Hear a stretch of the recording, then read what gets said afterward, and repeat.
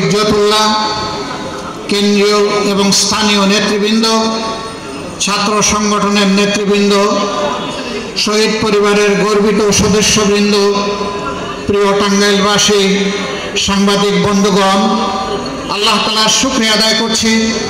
আল্লাহ রাব্বুল আলামিন মুক্ত বাতাসে মন খুলে দুটি কথা বলার জন্য আজকে আমাদেরকে পরিবেশ তৈরি করে দিয়েছেন।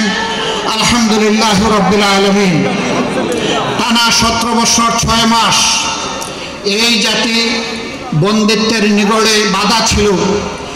মুখে ছিল তালা, হাতে ছিল হ্যান্ডকাপ, পায়ে ছিল বেড়ি। এদেশের 18 কোটি মানুষ ছিল মজলুম। এমনকি রাস্তায় যে ভাইটি কিংবা যে বোনটি ভিক্ষা করতেন তিনিও ছিলেন মজলুম, কারণ ভিক্ষুকদেরকে চাঁদা দিতে হতো ওই সমস্ত গুন্ডাদের কাছে। চাঁদা না দিয়ে তারা ভিক্ষা করতে পারতেন না।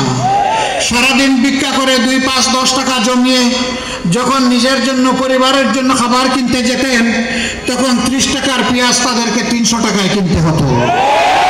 এভাবে প্রত্যেকটি মানুষ ছিল জুলুমের শিকার। কোনো ঘরে কোনো শান্তির সামান্য লেশ মাত্র ছিল না।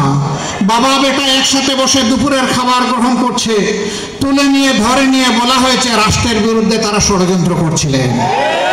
কেউ কারো বিরুদ্ধে সামান্য একটু কথা বলেছে, মনের দুঃখ প্রকাশ করেছে, ডিজিটাল আইনে তাদেরকে ধরে নিয়ে নির্যাতন করা হয়েছে। বিদেশের মাটিতে পড়ে একজন সাংবাদিক হয়তো এই সমস্ত স্বৈরতন্ত্র এবং অনাচারের বিরুদ্ধে কথা বলেছেন, তার তরতাজা বোনটাকে ধরে নিয়ে রিমান্ডে নিয়ে টানা হেঁচড়া করা হয়েছে। মাসের পর মাস তাকে জেলে রাখা হয়েছে।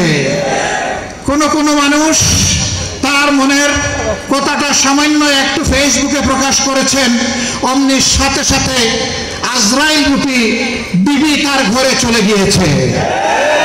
সম্মানিত বন্ধুগণ, এই 17.5 বছর বাংলাদেশের জনগণের জীবনে ছিল দুঃসহ কালো রাত।